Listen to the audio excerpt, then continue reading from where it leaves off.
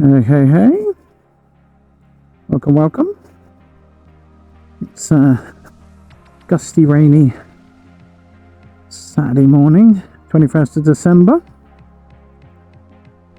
here in Sheffield. And I'm just, it's morning time. It's about 11 o'clock in the morning. Busy as hell in terms of the roads. So people are going out Christmas shopping. There's also a football game at Hillsborough going on, which I'm very close to. It's starting quite soon. And I've got an order to go pick up from McDonald's.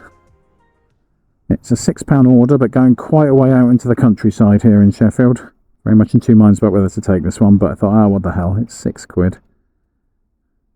And given that it's Christmas, there's always the possibility you'll get a tip on top as well. So yeah, it's a McDonald's. I don't generally take McDonald's if I can help it. Main reason, two reasons really. Firstly, you tend to have quite long waits there. Secondly, you tend to have a lot of drinks with them and can easily spill in the bag. But I was pretty close by, and it is nearly £7, which can't really be sniffed at Christmas time. Okay, let's see.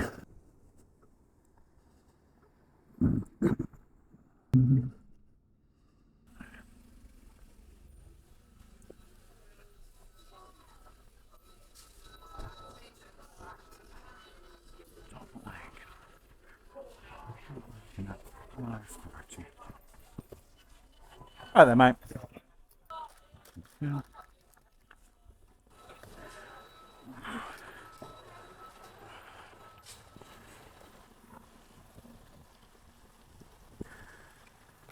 Alright, let's get off to it. Now, that was a pretty much perfect McDonald's order in some ways.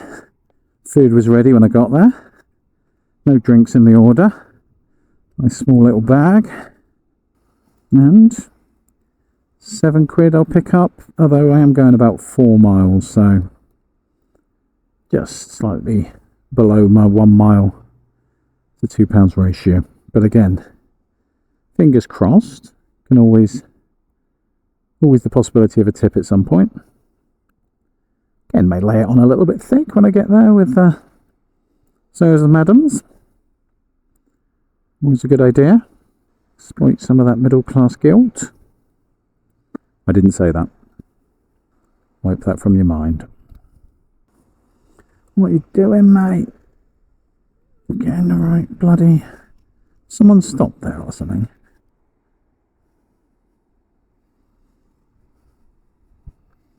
Go.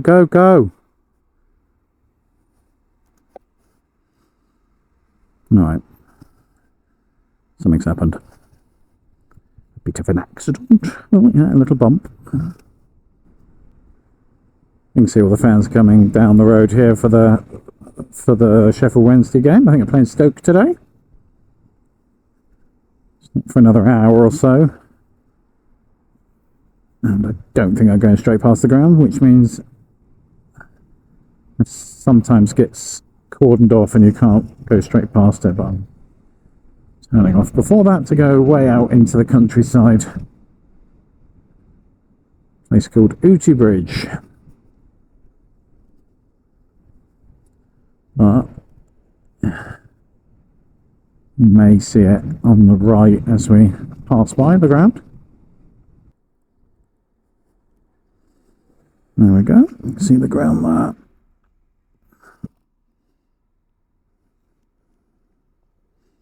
But the traffic is ridiculous around here around this time. Everyone's searching for a spot. You see people parking on the pavements here. Yeah, coming back to the whole issue of tipping.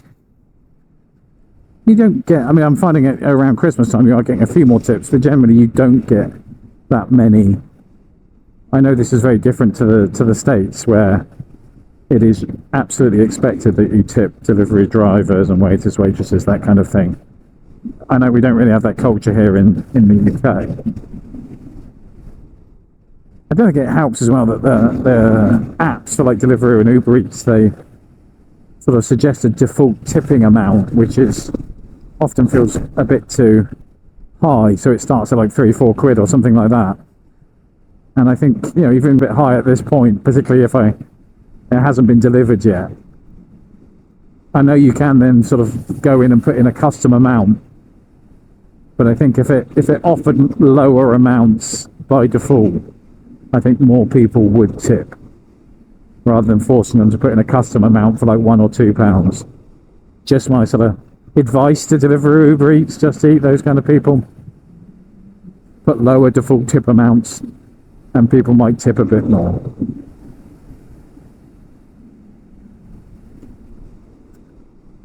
But yeah, I can understand why people don't tip. I mean, it's expensive. There seems to be so many hidden costs to these deliveries. I'm never quite sure where all the money's going. You know, you start adding things to the basket, and then when you get there, it's like, oh, there's £1.40 for this and £2.40 for that, and you're like, hold on, how do we get to that figure? It just seems to be largely made up. So I completely understand when people decide they're not going to tip.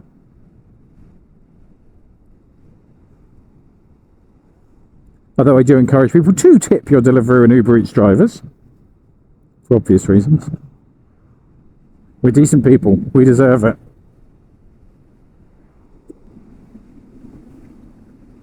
I know people kind of criticise these delivery apps, and I know there's a huge amount wrong with them and the way they sort of perpetuate this zero contract culture and side hustles and you know, paying people minimum wage or paying them barely anything at all.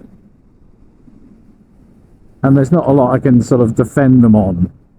But there are times when you're delivering, when you come across a person and you think, yeah, no, that makes sense. This person, you know, it really helps this person.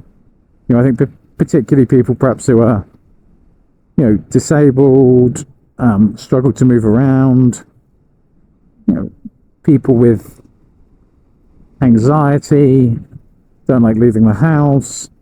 There is value to them, you know. I think often because,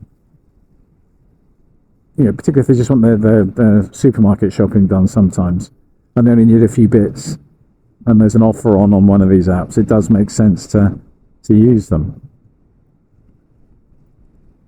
There's that kind of just-in-time thing as well, where you need something pretty much immediately from a shop, maybe ingredients for a recipe or something, and you know, it's more difficult to get that through the supermarkets directly and their delivery services.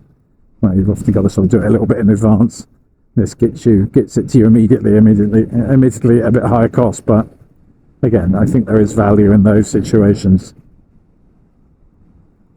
There are times when you have kind of felt people are sort of genuinely grateful that you're there and you've delivered this thing to them. That's kind of a nice feeling. It's a nice feeling. It doesn't excuse all the other shitty things they continue to promote and, you know, tacitly support.